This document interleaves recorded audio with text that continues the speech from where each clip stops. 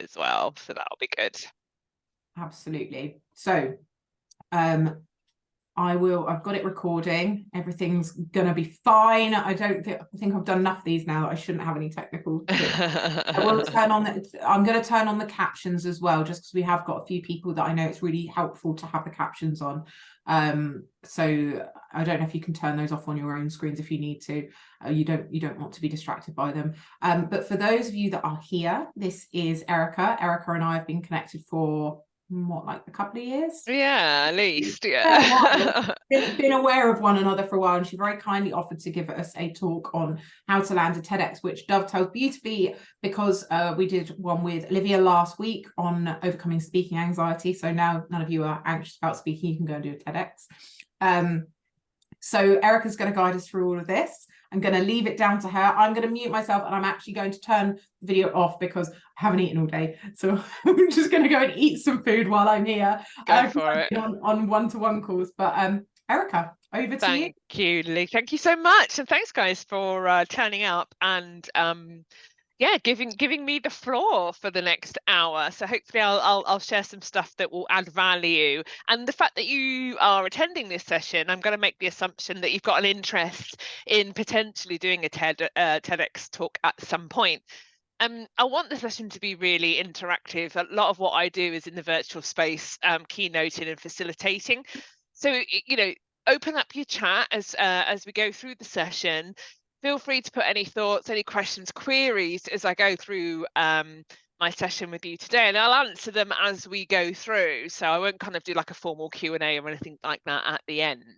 But I just really wanted to give some insight in regards to the process that we can consider and the things that it's probably worth thinking about if you've got a TEDx on your list of goals to complete. So I'm really interested to hear who here, so give me a yes or no in the chat, who here is thinking about doing a TEDx in the next couple of years?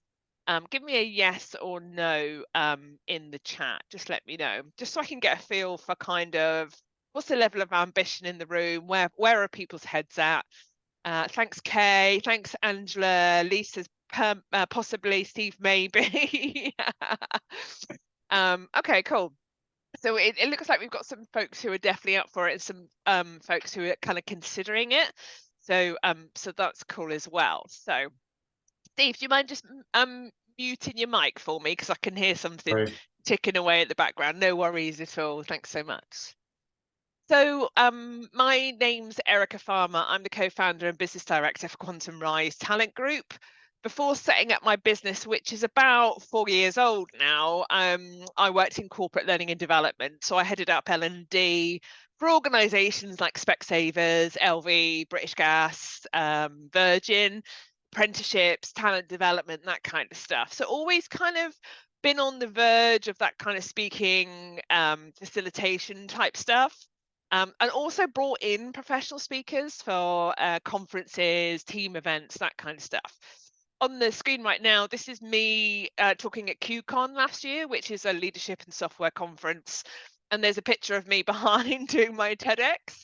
I'm speaking at LinkedIn next Thursday, so I want to try and get another photo of me stood in front of that picture and stood in front of that picture. But hey, that's just a bit of personal ambition there. My TEDx was on reforming education with the digital first mindset. So I've been involved in education and learning for quite a long time. And I've got a real passion that I think schooling and education isn't where it needs to be.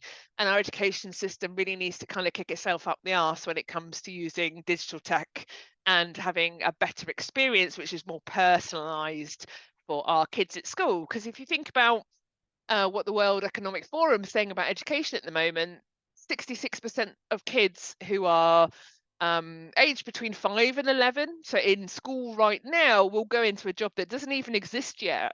So we need to think about our education system and how that prepares people for the future of work. So this is what my TEDx was about. And it was something I felt super, super passionate about. And about 3 years ago, I was thinking about what I wanted to achieve over the next kind of 18 months to 2 years. And I had 3 big goals. One of them was to lose quite a lot of weight. So I've lost 6 stone in the last 18 months. Another one was to become a LinkedIn learning instructor, which I have, and I have now got 2 courses through LinkedIn. And the other one was to do a TEDx.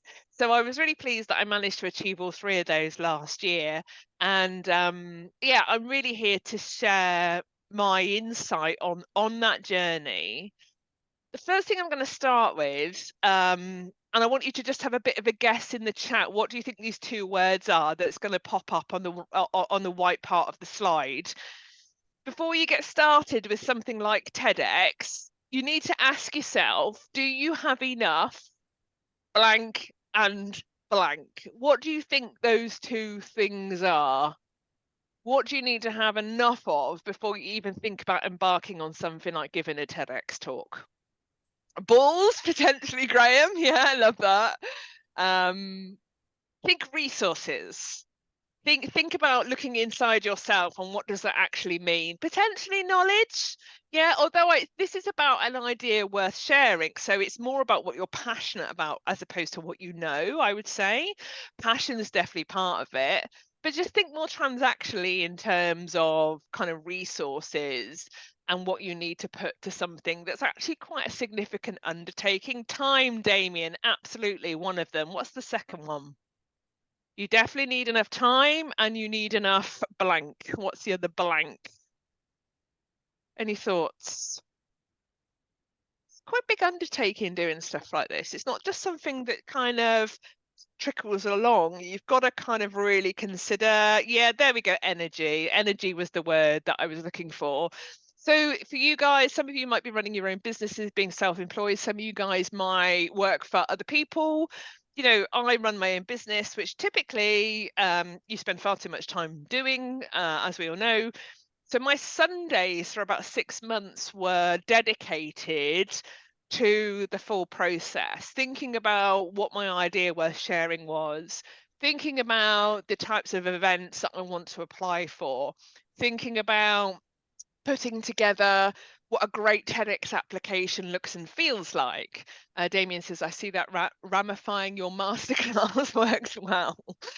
So really thinking about, have I got the 100% time and energy to really put into this? That is the first question you need to ask yourself, because if you're kind of like, it's a nice to do, but actually I'm probably too busy with a family or with work or whatever, then that's maybe kind of one of those things that you're telling yourself it might not be the right time. It might be something you pick up in a couple of years, but you've got to have the headspace, you've got to have the time, you've got to have the energy. How much time and energy exactly depends on you. Someone like me who's neurodivergent, I go down the rabbit hole.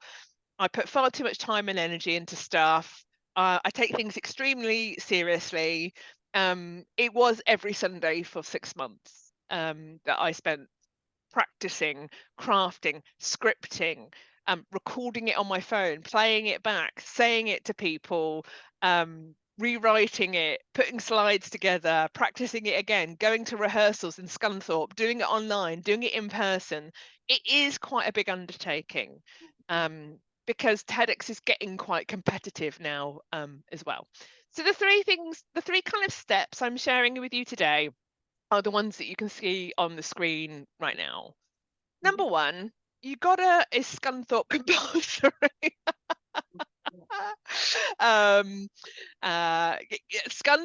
tell you why I did Scunthorpe in a minute. 6 months. So I was chosen about 9 months before, and then I practiced solidly for 6 months after that, coming up to the event. So I gave myself kind of 2 or 3 months headspace and then went straight into it.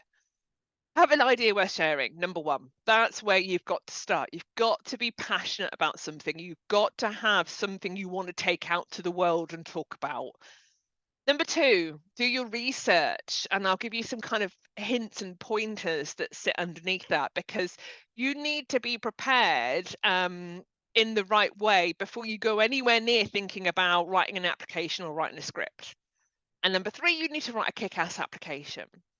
Because you need to stand out. There's hundreds and hundreds and hundreds of people who apply for TEDx events. So, you really need to be the person that the judges read or watch the video and they think, right, I've definitely got to have this idea being shared at my TEDx event. And it is about the idea. It's not about the person or the celebrity status or the LinkedIn status or the personality or, what they've done in the past.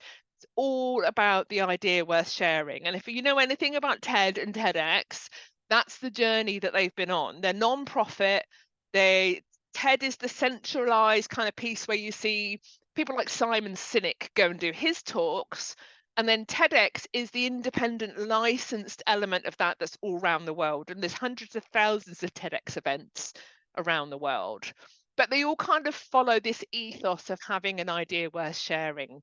And it's very anti commercial in regards to if you go along and you want to start talking about your business or put a sales spin on something or be a little bit too kind of salesy in that space, you won't get anywhere near it. So it's all about a holistic movement and an idea, something that's really, really about the person. Sorry, about the idea, and not the person. They talk about it TEDx. A really great idea is starting a movement on something. So you might have an idea about something. So my idea was about using more technology in the classroom in education, but actually you build it into a movement and a call to action. So my call to action for my talk, for people who haven't seen it, is more around, you don't need to be a governor or a parent of a school. You need to have more of that digital first mindset in everybody's day-to-day lives, because that's what I'm talking about. That's what's going to make things better. And by the way, reforming education is something that's going to enable that. So it's not just going along saying, I think we should do XYZ. It's building a case, it's telling the story, it's getting people emotionally engaged and involved. And it's talking about things like how life could be if we all kind of went through this movement and we all jumped on the idea that people are talking about. So if you have an idea about something, think, what does that mean in terms of a worldwide movement? And what would the impact be if, I got everybody on board and we started to change something? That's kind of the headspace you kind of need to be in from a TEDx position. And that's the thing that will start getting interest from the events that you apply to. Another thing you can think about is making something really complex, a really complex idea, and making it really, really simple. So one of the best examples I've seen here is there's a company down here in Cornwall which have created plastic out of seaweed. So they went and did the TEDx around the problem with plastic in the world, which is the big issue, the as is where we are right now. But actually the movement was more around, we need to purchase and use products like seaweed, which are, it's easy, it's simple, it's in abundance, it's available, and we need to ditch plastic. And that's what the TEDx was about. So it can be about anything. You just need to be passionate about it, create the movement, and if you can make something that seems quite complex simple, that's some of the kind of ideas that people will start to get interested in and want you at their TEDx events. The people who are TEDx event licensees are people like you and me. They are people that have applied to TED who want to run an event in their area for a particular set of reasons. So I'm going through the application for a licensee at the moment, and it's not easy. TED wants to know, why, what's the types of ideas that you'd like to see at your event? How does it tie into the local priorities and the local economy? Why is that important for local institutions like universities and colleges? Who are the kind of people that you would want to attend your TEDx events? So it's worth just having a little bit of insight into the challenges and the decision making that these group of people of TEDx licensees, when they get kind of 200 or 300 applications for a TEDx event, what is important to them and what's going to align to the types of ideas that they're looking for as well. So point number 2 do lots of research. Don't just go firing in applications left, right, and center, because the likelihood is, and it's like a good sales call, right? You need to understand what's the need, what are people looking for, what's going to solve their problems, what's keeping them up at night, that kind of stuff. Do your consultancy, do your fact finding, do your seeking. And obviously, a really great way to do that is through LinkedIn. So I went and found a bunch of people who were TEDx licensees, who were related to the types of events that I was interested in talking at. And I went and sent them a LinkedIn request and a little note saying, hey, thinking about doing a TEDx. I can see that you're a licensee, just looking to connect and learn some more info. And you find that most people are really happy to connect. And I'll show you the link, the TEDx website in a bit, and how you can find some of the names of licensees and curators who are involved in setting up LinkedIn TEDx events. Also learn from people that have already done it. So I've done a couple of these types of sessions. I did a podcast with Rosie, who I know is also part of the whole. There's a bunch of this kind of stuff where people have reflections on giving their TEDx. If you Google something like, or put into Chat GPT something like how to do a TEDx, you get a bunch of people's reflections and interesting and what worked for them, what didn't work for them, and obviously there's geographical differences and all the rest of it. And there isn't a magic bullet for this. There isn't a kind of, if you do this in the exact same way, it's definitely going to land you a TEDx. But it's worth building up that kind of rich knowledge and that understanding from people's experience. And TED themselves also give you lots of resources and information on their website. So this is the speaker guide. It says there, congratulations, you've been selected for a TED Talk, but actually you can go on to TEDx and just download that document. So it gives you some really good framework and understanding and insight in regards to, how to fill in the application and the types of things that they're looking for. And it gives you some really good steer. So definitely kind of have a read of that if you are looking to apply, because it will give you some good insight into what all of that means. If there's any questions or queries or thoughts or anything so far, feel free to put it in the chat. I will pick up and answer anything that comes through. But this is the next one. This is the one that you're probably going to put most time and effort into, which is writing a kick-ass application. And if it's something that you enjoy doing, it kind of ticks your box when it comes to stuff like that, then you'll love doing this. I didn't really enjoy this part of it because I would rather record something or do an audio or a vocal application for anything at any point, because I can feel like I can express myself a lot better. And also, when you're writing, you lose body language, you lose tone, you lose context. All you have is that kind of written word, really. So it reduces the impact of your message.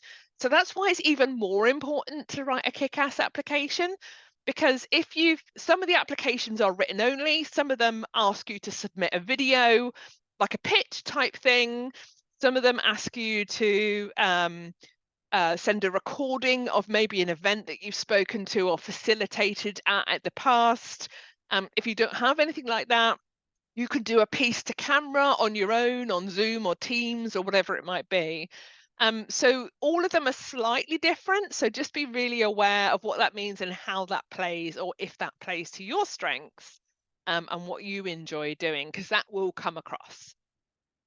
So you can find applications for TEDx events at the TEDx events webpage, funnily enough. So I'm just going to pause the screen and take my slides down, and I'm going to share. There we go. This is let's get rid of LinkedIn. This is the TEDx events website. It's available to everybody. And it lists all of the events that are live running now or are taking applications as well. So if we put in, say, United Kingdom, let me see if I can make that a little bit bigger. Yeah, there we go. So we got United Kingdom. So we've picked up all of the events there. For some reason, there's an event there that's under United Kingdom, so I can't tell you why. And it's worth considering actually that probably anything that's running over the next 4 to 5 months is probably already full. They've gone through the speaker application process. They've selected the speakers that they want.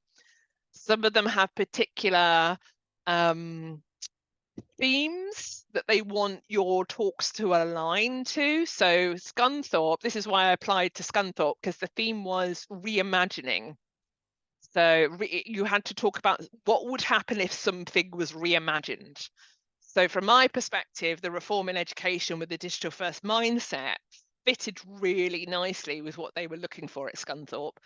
And I just really I connected with the licensee and the curator, and I just really liked what they were talking about. They were involved in education themselves. They were really keen to kind of get a mix of speakers from Scunthorpe and from around the rest of the UK. So they didn't just make it kind of a local thing in that perspective. But it's incredible, like what people come up with and the ideas of the imagination is just awesome, really. So there's a bunch of events all throughout the United Kingdom. I'm just trying to see. I know Doncaster is taking applications right now. So I can search it. I'm just going to see if I can find it on here. Oh, the Scunthorpe again. That's our next event this year that they're doing this year. Let's search Doncaster. TEDx Doncaster. Here we go. And what you can do to go on and find more information via this is it takes you to a specific event page. It will give you some background on the event, but most of them will give you an opportunity to go on to a specific event, which is where the application form usually is. Oh, she says, we've gone the right one. Let's see if it was there yesterday. Event is open to the public. Oh, it's here. TEDx Doncaster. So that takes you to the specific TEDx Doncaster page. It wants to load. And what this will do is tell you about the theme, the types of speakers that they're looking for. There you go, the application to speak. And it's really important to have a good snoop around all of this stuff. Pick up the types of words that they're using, the types of language, what's being said here, why are they going for a certain theme, what does that mean to the local Doncaster economy, or what else is happening in Doncaster that links to this stuff. And I'm not saying that your idea has to directly talk to that, but just be aware of this. And actually, this one's quite a simple application form. Don't let that fool you though, because it needs to be good enough to really stand out through the application process. They have a number of slightly different events. Focus, you can also, there's some education events which are education specific. You'll find that the universities tend to do those kind of things. And then you can put a link here, so that there you go. So they want a short 90-second video introducing the idea and how it connects to the TEDx theme for that area. And you can stick that on YouTube or whatever it might be. I think that's what I ended up doing. So it's not kind of a massive war and peace type thing, but like anything good, if you're applying for a job or, you know, something that you really, really, really want, it's really worth taking the time and an effort to scope out what that looks like. Now, you can go on to ChatGPT and ask it to write you a TEDx speaker application, and actually what it kicks out is something fairly decent. The only problem with that is it's not personalized to you or your idea worth sharing. And actually, we all know that we can start to pick up on generative AI text and wording. So don't be too tempted to kind of just go into Gen AI and just kind of lift and drop something. Because you won't get very far in the application process. But that's kind of it.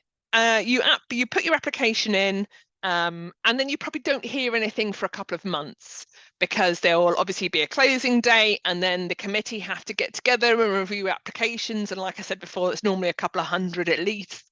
And then you might get an email saying congratulations, or you might get an email, or you might get nothing at all.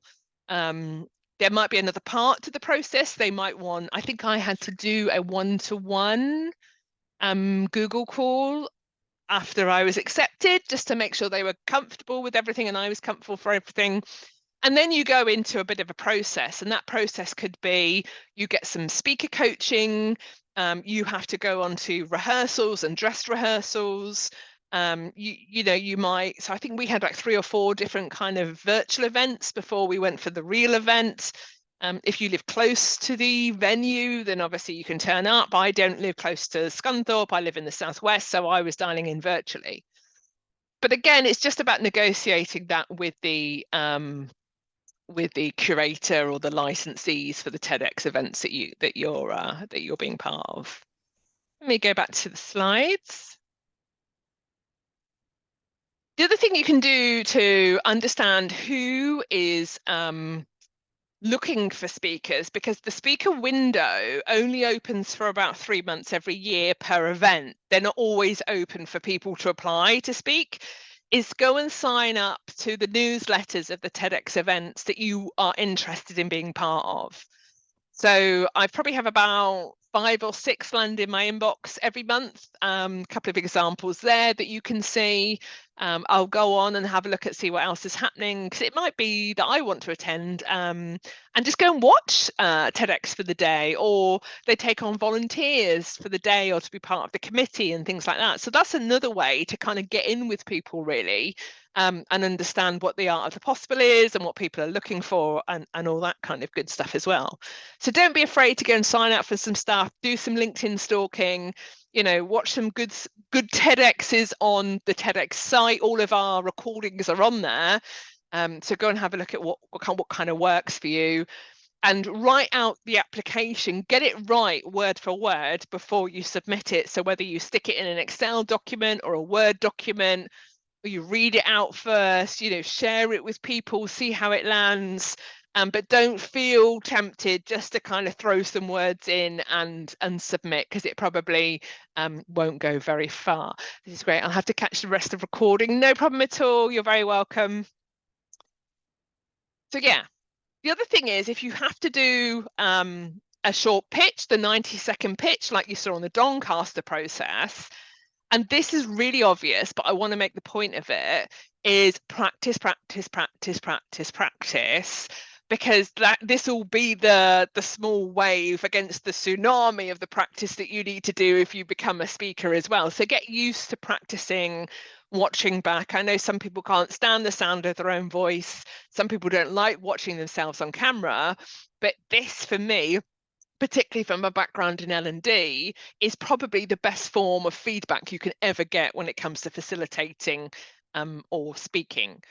And they're not interested particularly on how great a speaker you are, but they are interested in how well you can articulate that your idea worth sharing. So what I mean by that, you don't have to be the polished public speaker. You don't have to be professional in this space. One of the girls who also came to Scunthorpe had Tourette's, and she was ticking verbally all the way through her TEDx. And it was really inspirational to watch, actually, but you would never have put her traditionally in the box of public speaking. So the more diverse more diversity you could bring to this, actually, the more interested people are going to be, because I think people are open to understanding differences and diversity a lot more these days through these kind of events and channels. So don't be afraid to practice. Don't feel like you're an idiot talking to yourself on a screen on a Sunday afternoon. But say the words, get comfortable, watch it back, think about your body language, think about, what does that mean? And I know you've had other sessions around speaking anxiety and stuff like that. So, consider all of that stuff.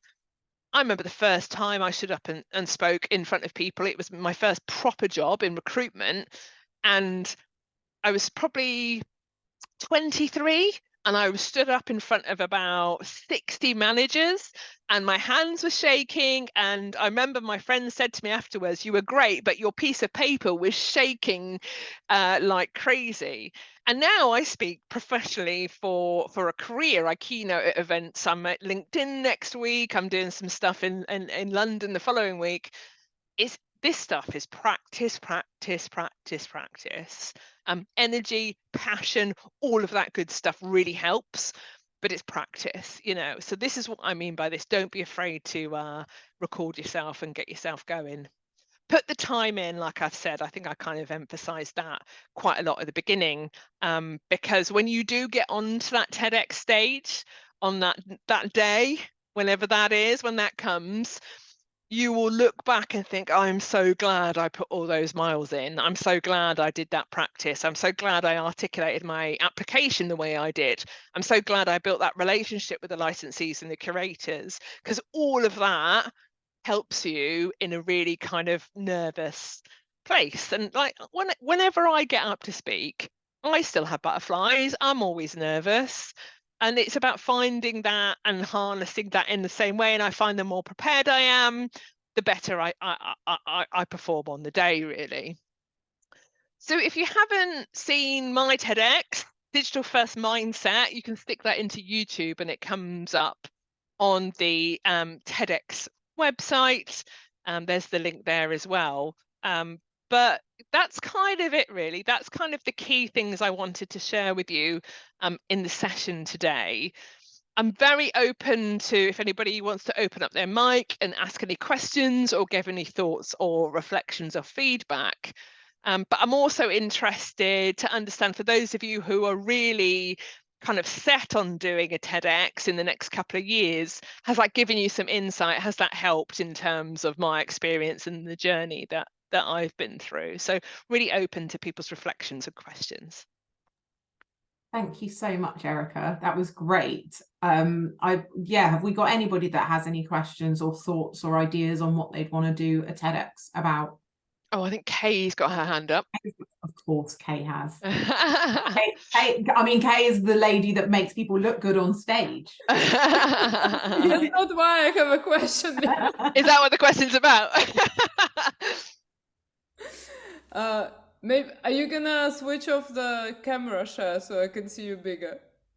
Oh, sorry, you want me to take the slides down? Share, Yeah, that's sorry. fine. Absolutely. Absolutely. There you go. So it's been my ambition for a couple of years, but I only started speaking like a year ago, more on workshops and stuff like this. So I'm kind of moving towards it. But what I want to ask you is, everything I teach is about style, but actually there are a couple of other really subjects which I'm really passionate about. Would it be weird if from all sorts of perspectives, to speak about something unrelated to what your career is in? Not at all. No, no, not at all. The only caveat I would say is you've just got to be passionate about it. So it doesn't have to be career or job related or specialism related. There's been kids that have done TEDx talks about, the rainforest and things like that. So as long as you're passionate and you're authentic about that, and you can speak for anything between about 11 and 14 minutes on it, and you can go on that kind of, this is the current position, this is what we need to do to change things, here's a bit of evidence, this is my ideas, here's a call to action, which is typically the TEDx journey. You can talk about whatever you want. Thank you. And in general, it's been really interesting. Like I got a lot out of it. So good. I'm pleased to hear that. Graham says, man, 11 minutes is so long. I've seen TEDx's a lot longer than that. And it goes like that, by the way. When you are talking, it feels like it's like 3 minutes. I can vouch for that. I think I went on a stage in June, which was my first time ever, and there was far too many people for my liking. And I like, oh my God, this is going to feel like the longest time ever. And actually, it was over in a flash, and I was trying to get to the toilet, but everyone kept stopping me. So it was. I think anyone who voluntarily wants to get up and speak on stage is mad. Yeah. I'm like, I've done it, I can tick it off. It's not my thing. I'm not going to be doing this on a regular basis. I much prefer like small groups of people where we can talk two ways than on stage. Is that Graham, is that question to me or Erica?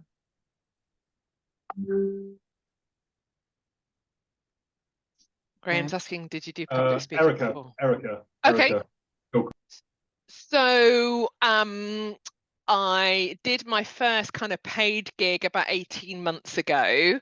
But I've always been that person that, like, so when I was at British Gas and I headed up apprenticeships, I was always asked to kind of, come and tell the British Gas apprenticeship story in a conference, and, or come and share about apprenticeships on a, Institute of Apprenticeship event and stuff like that. So I had experience of being on a stage and talking and being interviewed, and being from learning and development, I'd facilitated and trained and all that kind of stuff. All of that did help. But I find that public speaking for me now is something that I really love and I enjoy. And actually in my head, I put it in the business development category for my business as well, because I find that every time I speak, it does create a lead, or it generates leads for other business, whether that's delivering training for the team or that kind of thing as well. So I have a business partner and I have delivery partners who go out and deliver training or do online training as well. So yeah, I had, but probably I took it more seriously in the last kind of 18 months to 2 years, and this was part of that journey for me. And I know you mentioned you're neurodivergent. Like, does this come very naturally to you, public speaking, or are you kind of like, I don't like making eye contact, or being, just general neurodiverse things? Yeah. So I was diagnosed hyperactive when I was 6. So I've always been known as a talker and very hyper. I kind of see myself as that kind of Tasmanian devil when I was a kid. So I've always had energy and passion. So whenever someone's described me at work, it's probably been enthusiastic, bubbly, energy, passionate. So I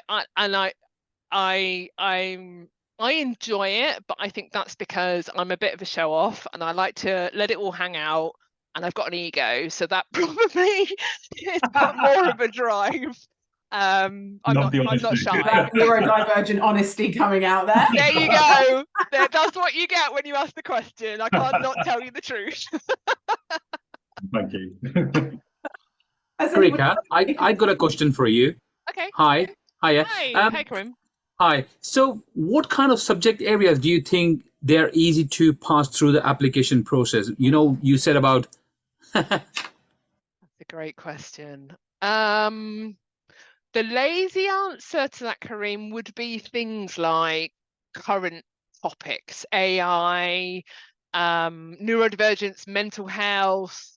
You see a lot in that kind of camp. But and also thinking about, now I understand what the licensee application looks like, kind of having topics or ideas close to the economy and the area that you're part of. There's definitely a kind of favoritism that sits within that, but it's not the be all and end all. I wouldn't say it, you have to do something on, I'm in the West Country. If I was to run an event, it wouldn't have to be to do with the West Country, for example. I would say it's more to do with how you articulate and how passionate you are about the topic that you choose and how authentic that comes across. And by default, you need to know what you're talking about, but that doesn't have to come straight away. I did a bunch of research. I was reading papers, World Economic Forum, that kind of stuff. So I don't think there's a list of topics, but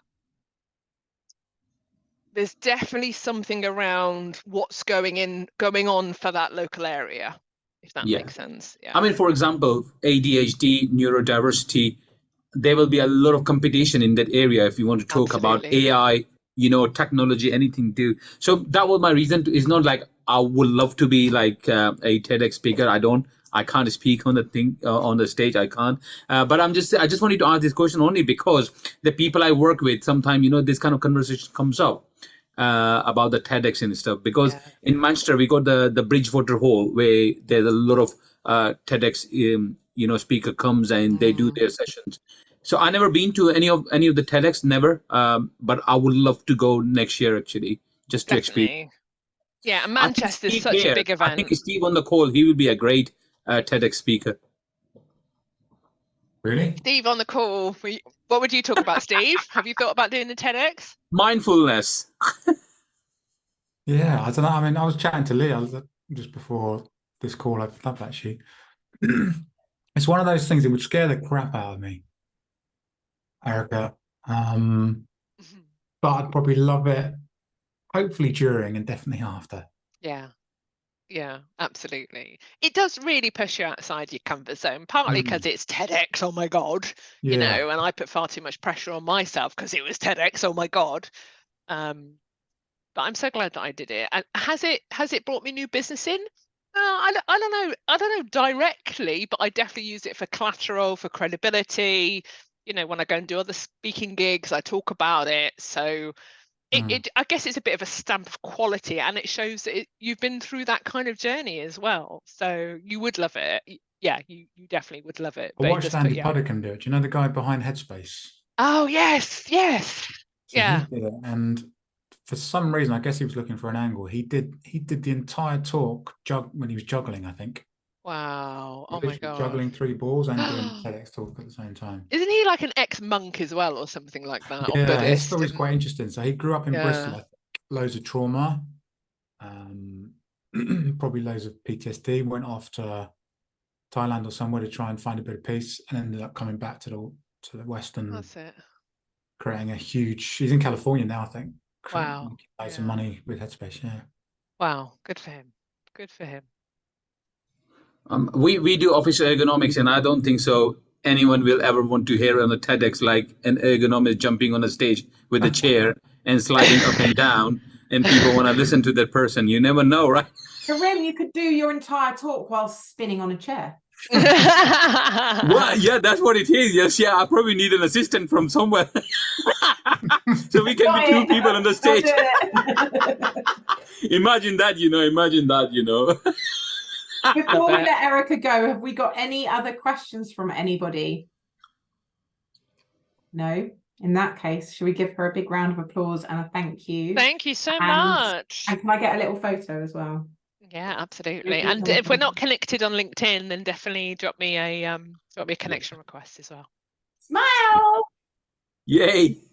So much, Erica. I really appreciate it. You're very welcome. Thank you for turning up, guys. Appreciate it. Take care. Have a good day. Thank you. Thanks, Erica. Bye. Bye, everybody.